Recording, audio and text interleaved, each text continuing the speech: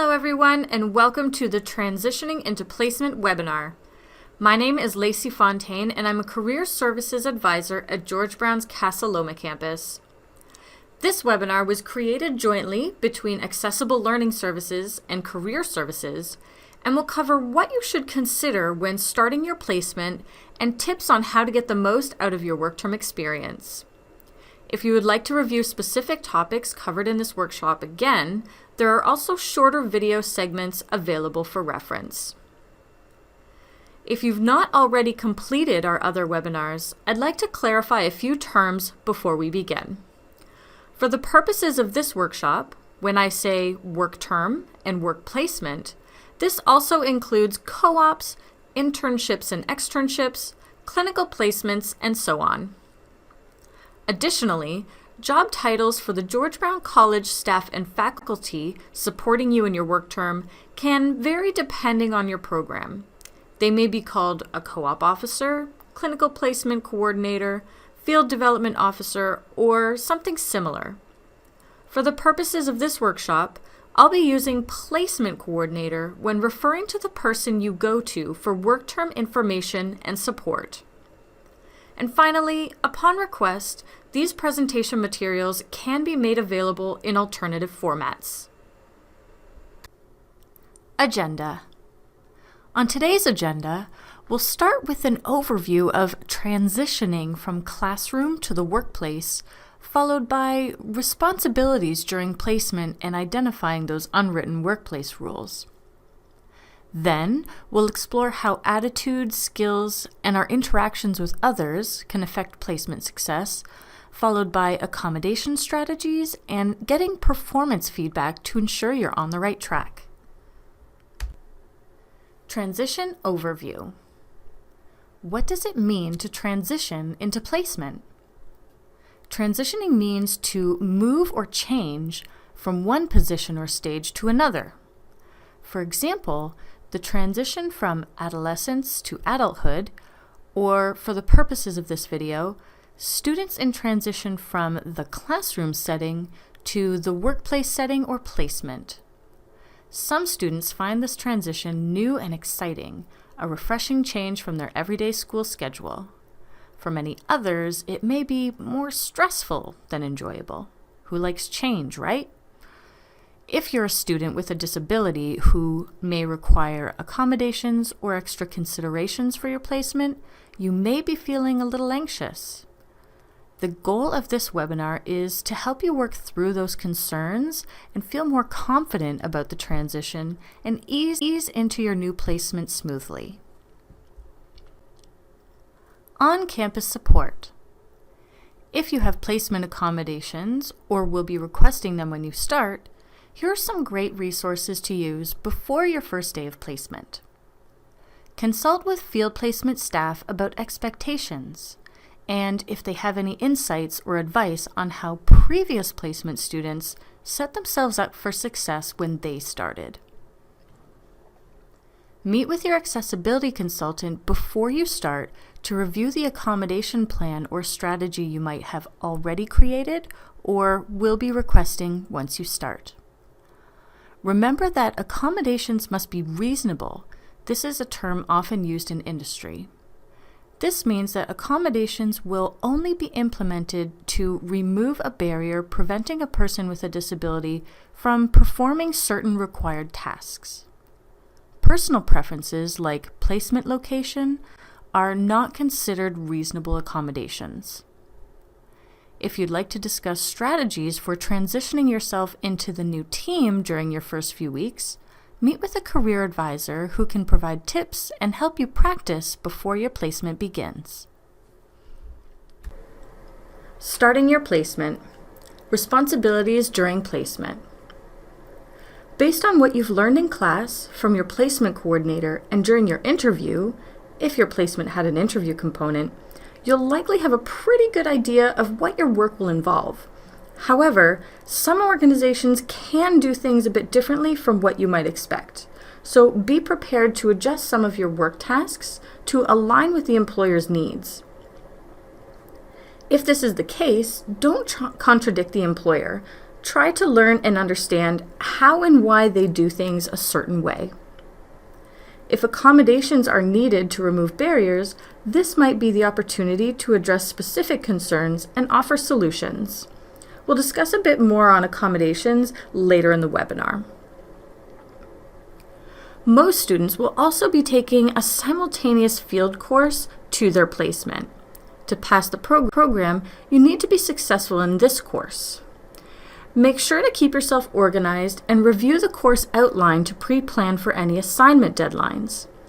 If there is an in-person class component, be sure to attend the class, as it's a great way to learn about other employers from your classmates, discuss issues about your field experience, and get advice and support from your professor and peers. Finally, remember that you are representing not just yourself, but also the college and the employer, both at work and outside of work, and what you say and do is also a reflection on them. How you behave can affect your placement success, so be mindful of your actions and attitude, even on social media. Starting your placement, workplace culture. Culture is a way of thinking, behaving, or working that exists in a place or organization. Within the workplace, the culture often comes across in the day-to-day activities. Culture is vitally important because the culture can make or break an employee's experience. As an employee, the important thing to do is relax and be open. Here are some things to consider about workplace culture when starting your placement. First, the people. How do the people dress? Is it formal or casual? Are the staff more serious and work independently, or is there a bigger focus on teamwork and sharing ideas? Are people more friendly with each other or more reserved? Use the first few days to observe these things and get an idea of how you can adapt. In some cases, you may be working closely with people who have very different backgrounds and values than you do. It's important to think about how you can work with different kinds of people in an effective way. Next, the work. Some companies may have training that's more process-based, with online training modules and paperwork, and in these cases, you may be expected to find answers to questions in the materials already provided before seeking out support.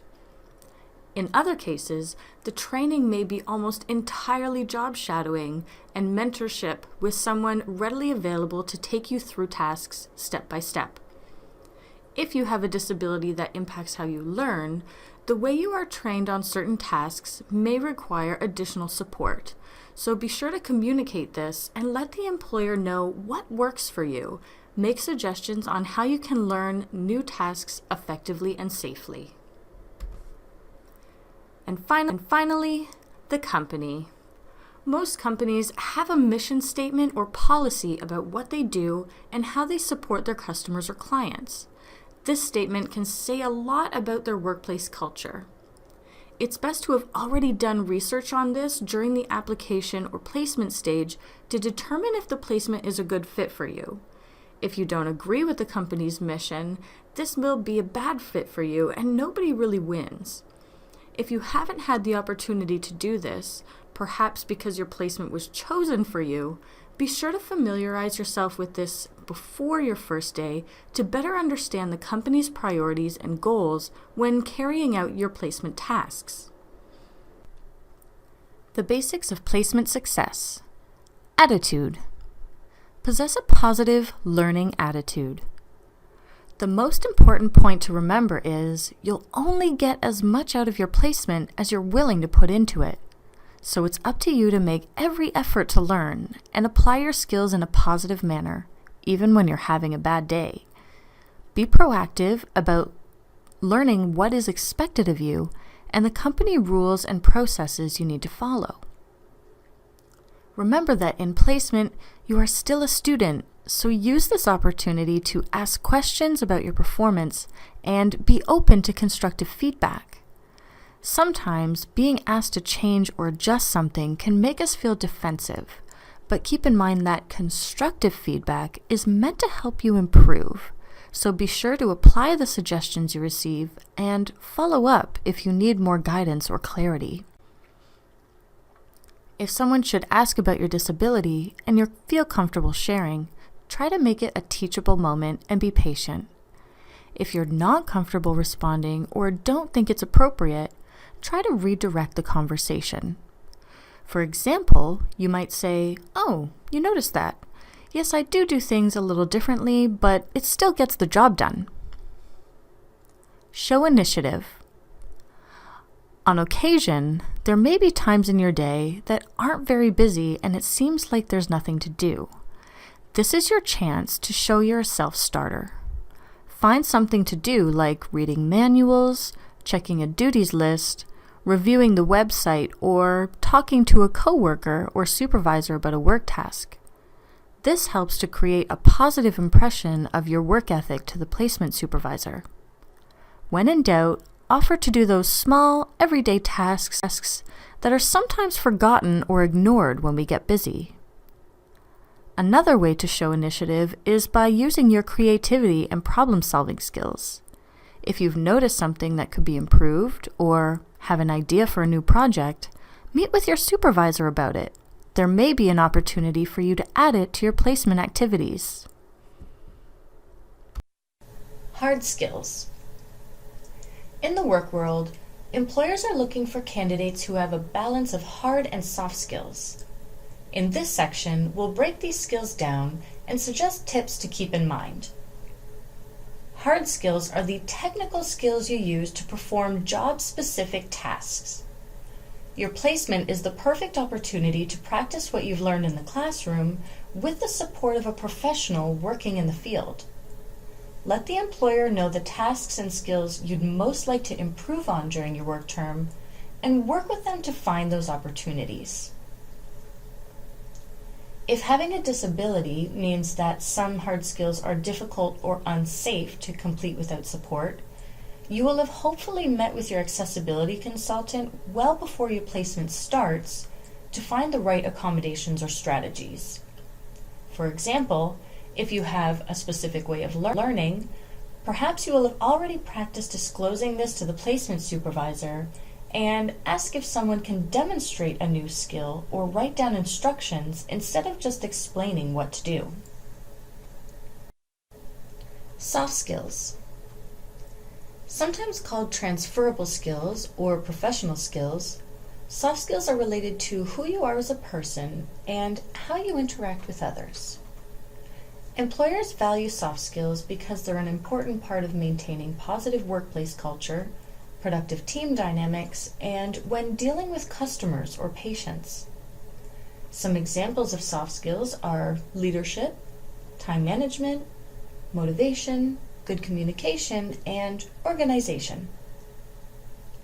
The great thing about soft skills is that you can build them in almost any environment. In the workplace, at school, doing independent work or completing group projects, volunteering in your community, or even based on your own lived experience. You've probably developed some great soft skills related to your disability that you might not have considered soft skills. For example, you may be more perseverant, resourceful, or a creative problem solver just by adapting to inaccessible environments. Many interview questions relate to how you've used soft skills in the past. So be sure to practice your soft skills during your placement so that you can use those experiences as examples during future interviews. Take a minute to think about what soft skills you have, or ask someone who knows you well what soft skills they think you have. The basics of placement success: getting along with others. Did you know employees who are helpful and easy to get along with are valued more highly than people who have better technical skills but are not as easy to get along with? Here are some quick tips for working with new colleagues. Be respectful to others and focus on being a team player.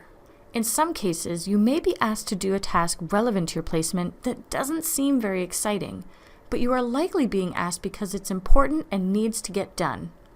Accept that if your supervisor thinks something is important, you should treat it like it is. Put the business needs before your preferences and do what is asked. Be sure to learn names and how to pronounce them correctly. This is a basic but important part of professional conduct and communication. Finally, learn from the experts and ask questions. There may be an opportunity for you to share insights and ideas, but focus on gaining the wisdom of professionals who have more experience. Keep emails and online discussion about your placement professional. Be sure to check for spelling and be careful of using the reply all button in group responses. If you're sending a quick thank you email to the author, a direct response is more appropriate. Be mindful of mood, tone in emails and on social media to avoid misinterpretation.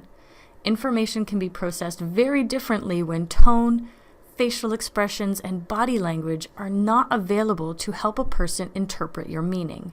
Remember, it's there forever. If you're asking, am I a team player? Consider that the word team player is used a lot. In class, you probably had to work on a number of group projects. Not everyone is outgoing or wants to be a team leader. If you're more introverted or shy, you can still be an excellent team player by being willing to take on tasks or offering to support where needed. Remember, introverted, shy people get hired every day. Placement accommodations. Academic accommodations do not necessarily apply to a placement setting. Classroom accommodations you might have had, like in-class note-taking or extra test time, may not be relevant during your placement, as you're performing different tasks, using different skills for different expectations. Again, meet with your consultant before your placement begins, ideally 2 months before, to discuss what accommodations you may need to perform certain work tasks successfully, and, if needed, source out the necessary tools and resources. Accommodations are often grouped into 2 categories, formal and informal.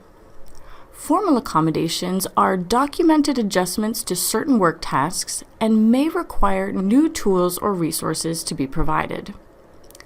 Informal accommodations are strategies that are agreed upon but not documented, and may also include tools or resources already available to you. Here are some examples of formal accommodations. A student that is deaf or hard of hearing may request to have an interpreter present for trainings and meetings. A student with a processing limitation may request complex instructions be communicated in writing. A student with low vision may need a specific software installed at their workstation. Here are some examples of informal accommodations. A student using Wheel-Trans may have an agreement with the employer to begin their shifts between a specific time, as arrival times may vary. A student who struggles with focusing may request shorter, more frequent breaks. A student with attention or memory limitations may request to use a smart pen or other recording device for certain note-taking activities. If you will be requesting accommodations and have not had a discussion during the application or interview stages about those accommodations, it's important to communicate this information early when you start your placement, ideally on your first day when you meet your placement supervisor for training. The following is a sample script to give you an idea of how you might address functional limitations while focusing on your strengths and abilities. The student may say, I have a neurological disorder that can sometimes interfere with my ability to process and record information at the same time. I found that using a smart pen to record notes that I can go back to and review later helps, and using a recorder for non-confidential meetings so I don't miss important information. I've used these in my classes to complete assignments and projects, and find I'm able to do my best work when I have these tools to keep me on track.